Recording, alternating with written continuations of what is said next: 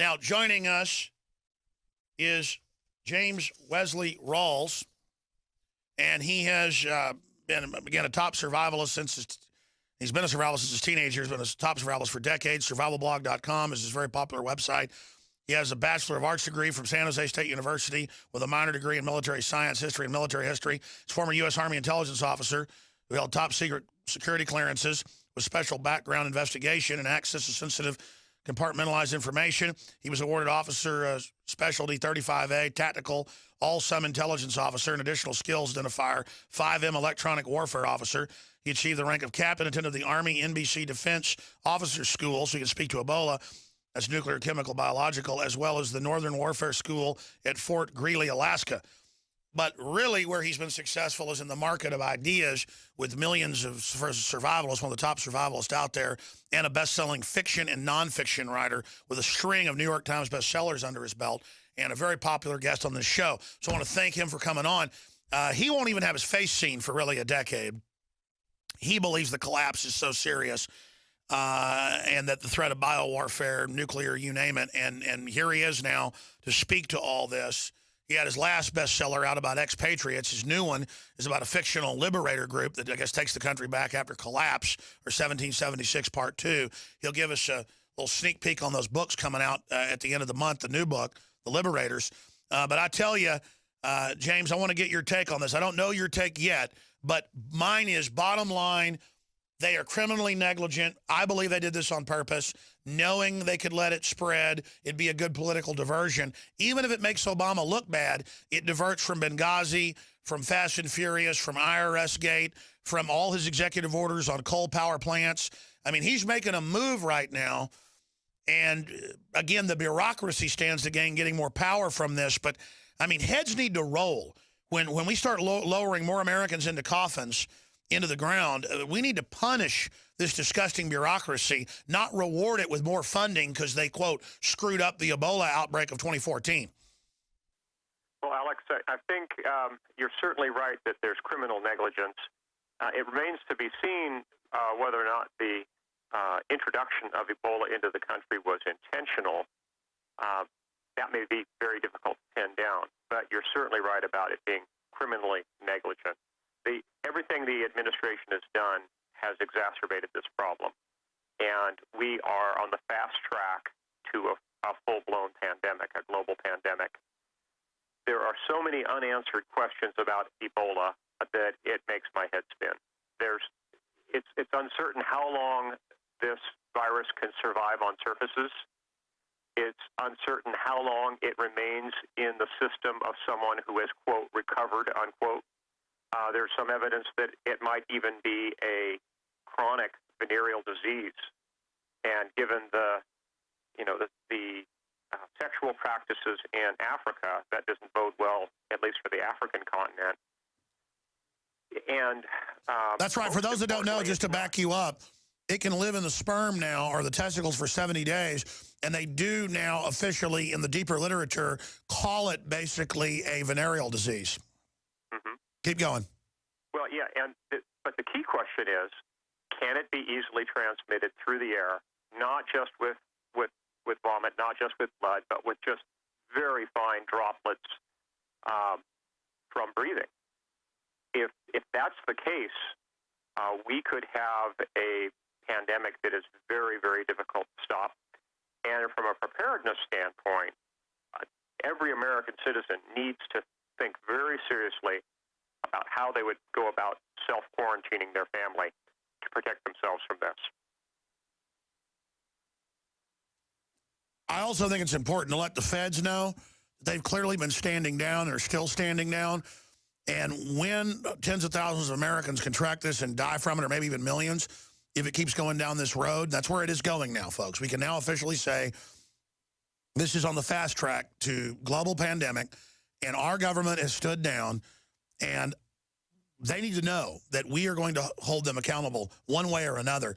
And if they get that message that we know they're behind it, they may back off and actually try to contain it now. But, James, it may be too late. If hundreds and hundreds of people have been exposed, if more people are coming in out of West Africa every day by the hundreds they report, who knows how many patient zeros there could actually be out there? yes, we basically lost control of the situation by not sealing our borders early. The president should have been calling Madagascar months ago. And now it's going to come down to individual families having to do the same thing and contain themselves so they don't get exposed to it. It's going to be an economic catastrophe if nothing else. Can you imagine what's going to happen to retail in this country, to movie theater chains, to organized sporting events, to concerts? No one's going to want to go out in public once this gets spread. So it's going to shut down our economy, if nothing else. Which they've been moving to shut down what provided 52% of our power. Now it's 30-something coal. They're moving to shut down our industry with regulations and taxes. Obamacare is meant to shut things down. Classic Cloward and Piven, Agenda 21, to make us dependent. I mean, this fits right into the plan to implode the country, James. It certainly does. And you mentioned power production. That really is the linchpin. And as I mentioned in one of my previous interviews with you, if the power grids go down, all bets are off. Then we could see a total economic collapse, not just a depression. And in the case of Ebola, if it gets widespread enough that people are afraid to go to work, if some of those people are going to be public utility employees, people who work at nuclear power plants, people who work at coal-fired plants, people who work at natural gas-fired plants. And all of those require a certain level of staffing. And in the case of nuclear power, which is predominant on the East Coast, if there isn't a threshold of staffing that is met by NRC regulations, those nuclear power plants have to be shut down by law. So I think we could very well see not a full-blown martial law situation, but a sort of selective martial law where the employees of hospitals are essentially going to become indentured servants, and perhaps even the other public service employees, police officers, firefighters, and the employees in the power industry are essentially going to be required to show up for work, and they might even be housed overnight. They might be taken away from their families and not be allowed to commute, basically be captive at their positions if things get bad enough.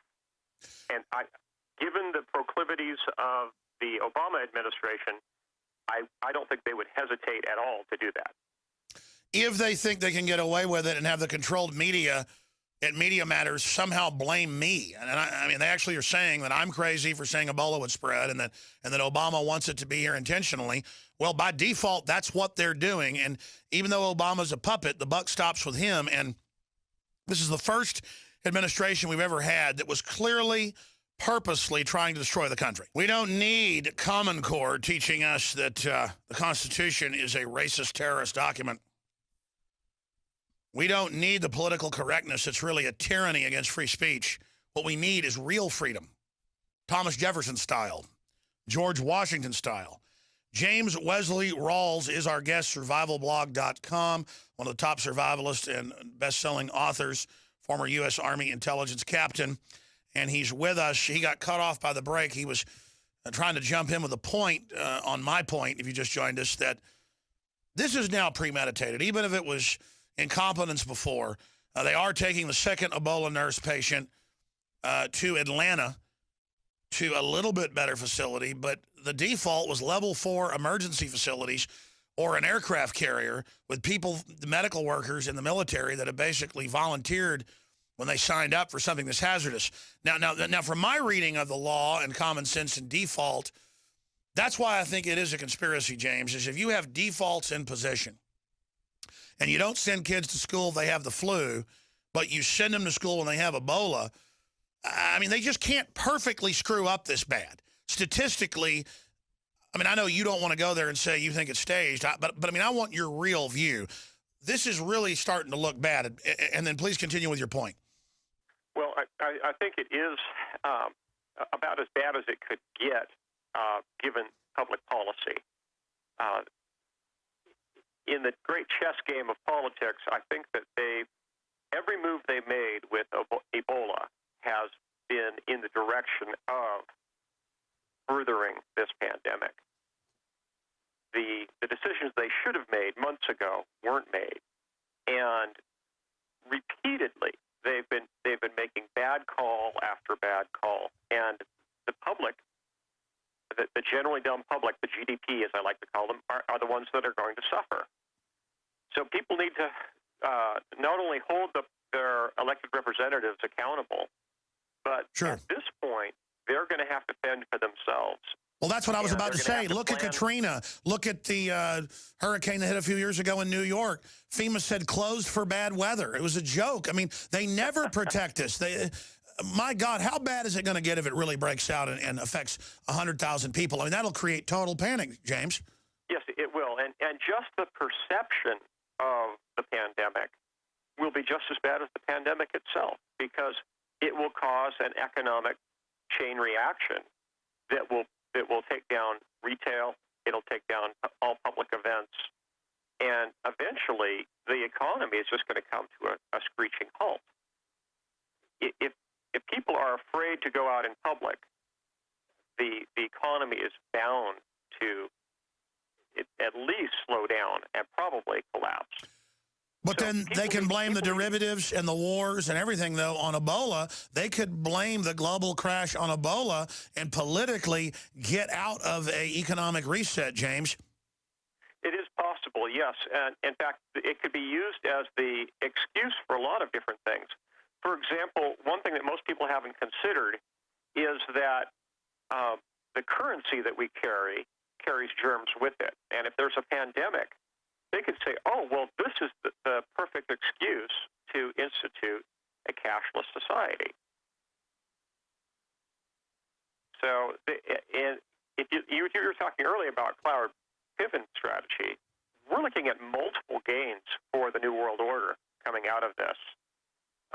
The cashless society, further globalization of governance, selective martial law. There's a lot of things that could come out of this that are very bad for the American people economically, very bad for our personal liberty. We should be quite concerned about this and taking proactive steps, not just politically, but also every family needs to have their own preparation squared away, and people need to make contingency plans to hunker down in place for a period of months, if need be, to let this thing burn itself out. If it goes airborne and is spread through casual contact, it will require hunkering down in place for months. And the logistics that go along with that are pretty daunting. Just being able to handle your personal mail, for example, so you can pay your bills, will be a challenge just in itself. Well, thank you, Alex. I think that your listeners are going to be head and shoulders above most Americans, because most of your listeners are well-prepared individuals. They prepared for their families nutritionally, in terms of food storage and supplements. There are folks that are not buying the big lie, and folks that will be prepared to shelter in place if the Ebola pandemic multiplies the way I anticipate. Folks need to be looking at this both from a political standpoint and a practical standpoint. And the practical measures that people have to take are, at this point, pretty evident. One thing that a lot of people have overlooked is just the sheer number of pairs of nitrile gloves and booty shoe covers that people are going to have to stock so that they can at least, go out and get their mail safely. People need to think about food storage, about water filtration. You'll certainly need a N95 or better mask. There's some evidence that the Ebola virus only measures 80 nanometers, and an N95 mask has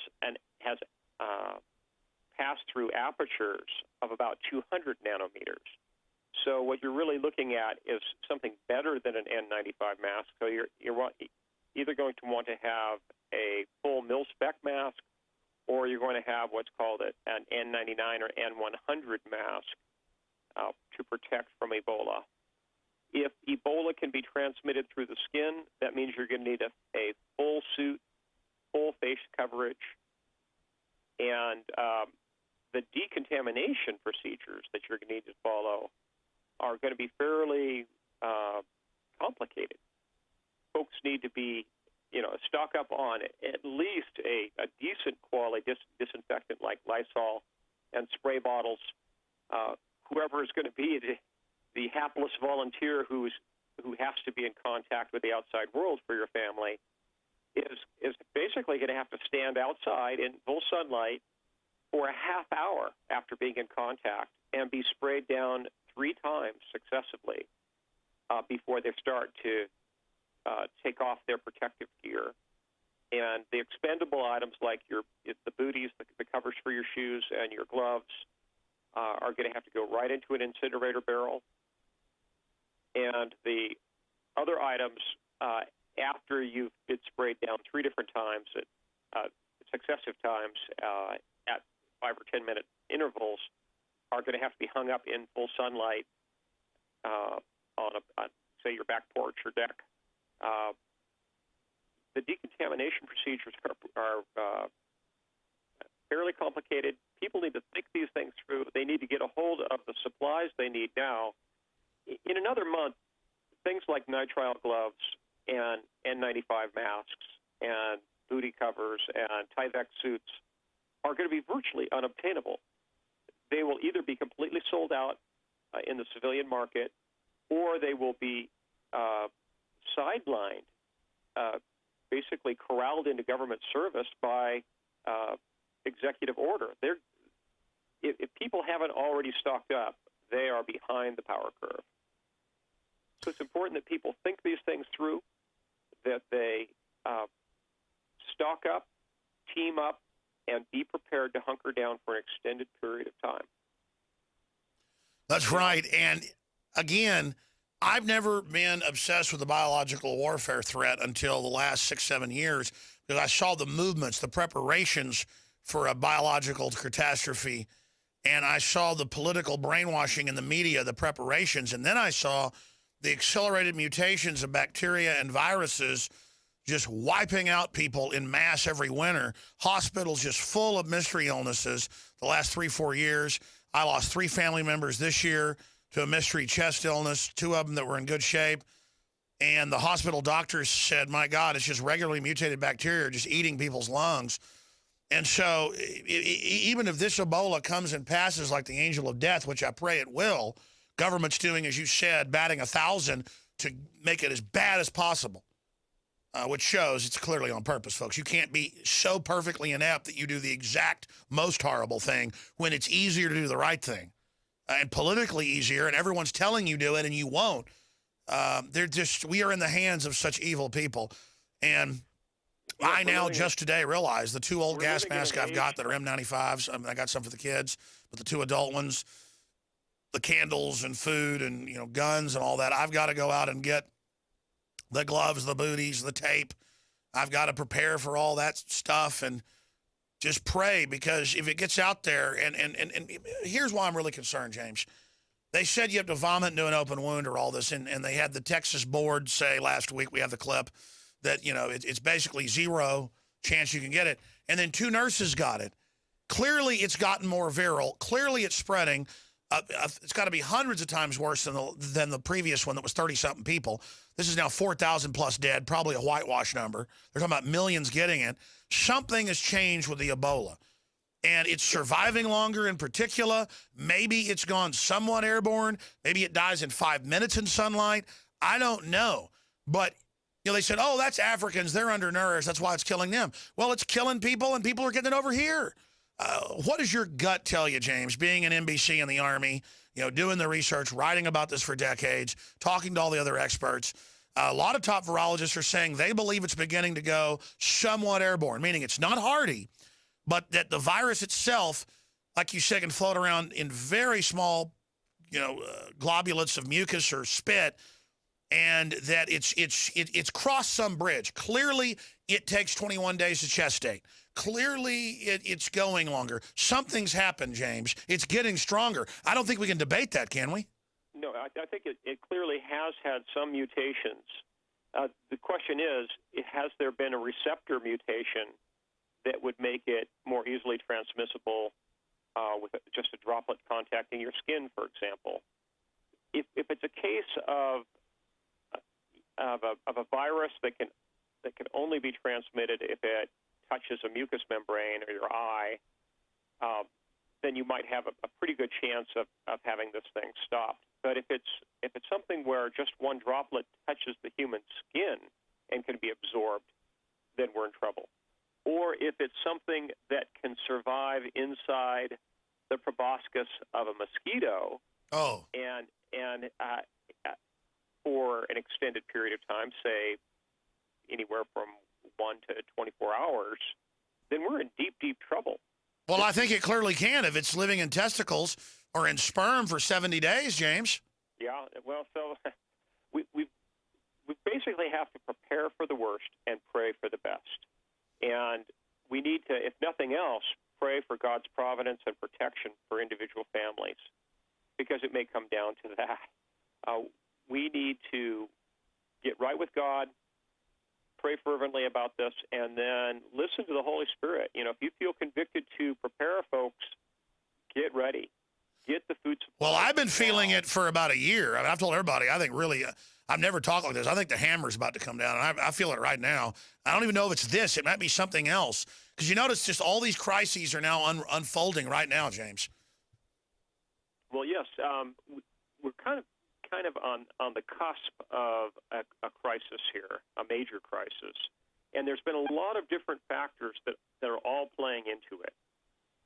Economic, sociological, political, and now epidemiological. Yep, James, stay there. I want to ask you about their vaccine.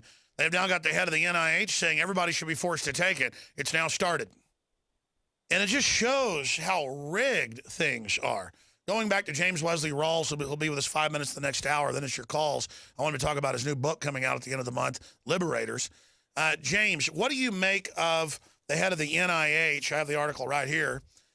Comes out and says we may need to deploy the vaccine to the entire community. Dr. Anthony Fauci, director of the U.S. National Institute for Allergy and Infectious Disease, the National Institutes of Health, wants to vaccinate the whole country with an experimental Ebola vaccine that just so happens is going to come out in December. The first, I guess, somewhat not approved, but ready for distribution. Well, that's right on time, James. All I can say to folks is beware, because the history of vaccinations in this country is just checkered with horror stories of contaminated inoculants. And even if they had a successful Ebola virus vaccination, who's to say what else could be in it that would have long-term deleterious effects? I would recommend that people not take that inoculation. I think it would be foolish of them. I would much rather wait and hunker down with my family here at my ranch than go in and take that inoculation. That is absolute insanity. Well, look, in California last year, they admitted that the MMR shot was giving people what it supposedly treated. A lot of these new vaccines are actually live viruses. I mean, I wouldn't trust this group. I wouldn't trust Bill and Melinda Gates and Monsanto. And it's not that we don't believe that there's some science behind it, inoculation theory. It's 500 years old with smallpox. It's that we can't trust this group with their whole history of secret testing. Right. Yeah, there is great cause for concern, and I think that it would be foolish of people to just rush out and take this inoculation. Who knows? There could be, as you mentioned, live virus contamination. So instead of stopping a pandemic, they could actually be proliferating it into all 50 states with their own inoculation. So folks need to beware, and they need to be in prayer as well, that we need God's protection from this. Oh, I have 3 children. I have a lot of family. I know a lot of you do too out there. It makes me beyond angry. It's just so disgusting they haven't shut down those flights because, James, as Africa continues to collapse, more are going to come. We may be able to contain this, but not all the new people pouring over. We'll be back in 1 minute for final comments from James. Then I got John McCain being confronted, your phone calls, and more. Third hour coming up. You need to tell your friends and family to tune in because we need to get people organized to force the control of our borders. It's just so hard to watch this country degenerate. This whole West is degenerating. It's television. People are spectators now. They just don't have the spark. And those that do are the enemy. We're the milk cows. We're supposed to do the work, do all the thinking, and then be attacked by all the parasites above and below. It's just a really bad situation. James Wesley Rawles, other points briefly on Russia, on ISIS, and tell us about your new book that's coming out. Well, in terms of Russia and the Ukraine, I think that there'll probably be a announced political solution for the Ukraine crisis, but the long-term power game has not gone away. There's still a huge chess game going on behind the scenes, and the end result of that will probably turn out to be tilting in the direction of global governance. In terms of ISIS, we're just seeing the beginning of the spread of the caliphate. I would not be surprised at all to see most or all of Iraq fall to ISIS. And let's face it, you can't spell crisis without ISIS. They want to use this as an excuse for a continued American military presence in the Middle East that will go on for decades, and it's just another enemy du jour that that we created ourselves. Our own government created ISIS, and now they've set this puppet up as the latest bogeyman to justify a huge military expenditure. And now Turkey is airstriking the Kurds and says they won't fight ISIS. I mean, they're there letting ISIS is their proxy army. They're just taking over. It's incredible how dumb they think we are. They're letting Ebola in. They're running Al-Qaeda under the name ISIS. Tell us about your new book coming out. Well, yeah. On the 21st of October, my latest novel, Liberators, comes out. It's in the Patriots novel series. It's the 5th book in the series, and like the others, it's set parallel to the others. It's set just in the near future, but the geography is different. In this case, it's set primarily in the Upper Peninsula of Michigan and in Western Canada, in British Columbia, in the area called Bella Coola. And I think folks will find it instructive on a number of different levels. I went pretty heavily into both intelligence analysis and guerrilla warfare tactics in this novel. And I'm probably not going to make any friends in the Eastern establishment with this novel, but, just like your radio show, Alex, they cannot stop the signal.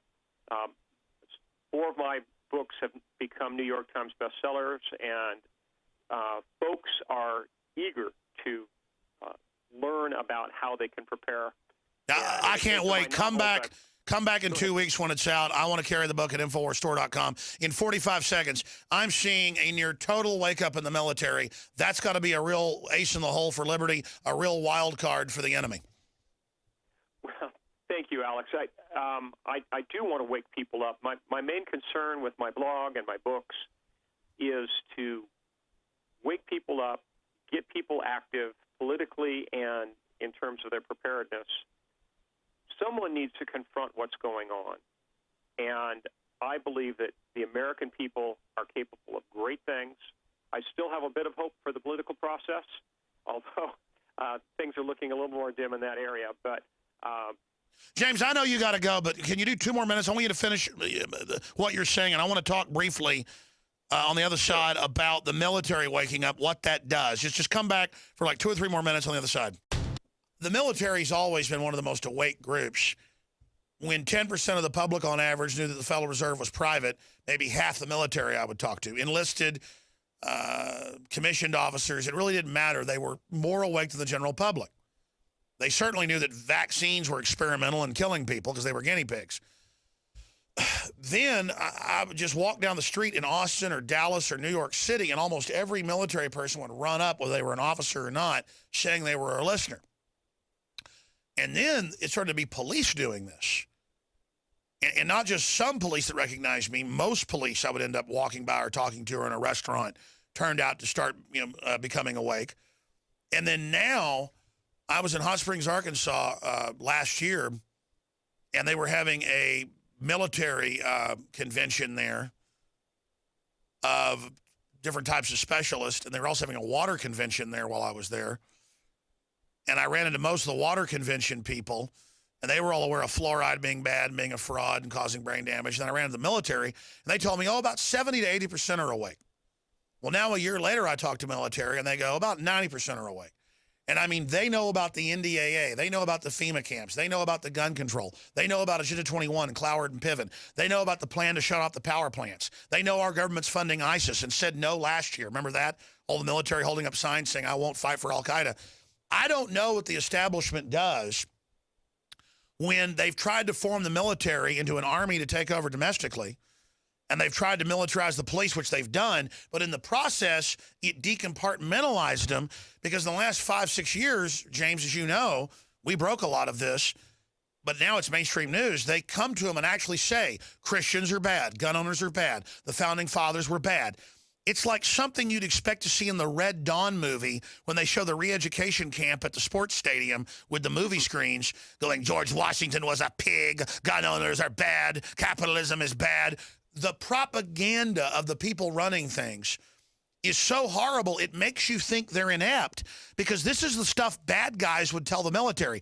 I think their attempt to demonize the liberty movement, James, has totally backfired on them and is strategically one of the biggest defeats they've had. You have a lot of military, current and former. What are they telling you? Do you concur? Do you disagree? What's your view on the military waking up? Well, everything that I've heard in recent years is in concurrence with what you've seen. I have a lot of readers of my blog who are active duty military, and they're all telling me the same thing, that they have woken up, they have done their homework. They can see what's really going on, and they're no longer falling for the lies that the administration is trying to push. So to me, that indicates two things. One is it's very encouraging because if they ever try to institute martial law, they're not going to be able to do it with American troops. They'll have to bring in overseas troops to try to institute martial law in this country, because the American military is not going to put up with it. There's too many people, especially in the officer corps and the non-commissioned officers, who are fully awake, and they're not going to go along with it. Secondarily, everyone who leaves the military, and very few people are career military. A lot of people just do their 4 to 6 years and they get out. There's a huge number of people who now have combat experience coming home from Iraq, coming home from Afghanistan, who not only are politically aware, but they also have a very advanced skill set in at least small unit tactics and beyond. So that if we ever got into a situation where there was a war of resistance in America, as I pointed out in my novels, all those returning veterans are going to form the core cadre of the resistance. We can depend on our service members, and we should support them individually, but not support the policy. That's right. They always spin it and say, support whatever the globalist occupied government says. That's not our military. It's like Hitler would say, support the military. Well, that means supporting Hitler. I mean, our own military now trains to take on returning veterans, where 1 week after you get out, you're now enemy number one. And they actually have the Southern Poverty Law Center and others with the FBI come in and give the troops these briefings that are so traitorous. How do the feds not know, James, that these traitorous briefings where they say George Washington wouldn't be welcome in today's Army at Fort Hood? I mean, that took the Army intelligence units there, because I know they've given me a lot of info, and they're for real. They're not just giving me disinfo because I've checked it over the years. When they started doing that, they went from liking me and checking what I said and believing a lot of what I said to going, oh, my God, the government really is at the top alien. It really is totally fake. I just don't know what's wrong with the socialists and the globalists that they think you can call troops in and say your new enemy is America and George Washington. I mean, George Washington's on the Purple Heart. He founded the U.S. Army. I don't know how you do that. Well, I think the globalists are naive, and all these strategic plans they have are going to come back and bite them, because we still essentially have a liberty-loving nation, and our military reflects that. In the long run, we win, they lose, and that's very encouraging. All right, James. Well, I'm glad you're getting the same good info I'm getting. But again, it's not up to the military to get us out of this. It's up to all of us to get ourselves out of this and to be very loud and very aggressive with the establishment and let them know that they're going to get the blame for everything. They may back off, or you can make the decision to go underground and write best-selling books to reach out to people, or you can be on the radio or do your own podcast. Whatever you do, get active, ladies and gentlemen. We have the moral high ground. We've been right over and over again. Not that it's hard. The default is very simple. James Wesley Rawles, survivalblog.com. I want to set you up right now before you're gone with Nico, our great producer, to be on as soon as your book comes out in the next 2 weeks, okay? Well, thank you very much, Alex. It's been a great pleasure being on, and I pray the 91st Psalm for all your listeners. Thank you so much. I'll pray it as well.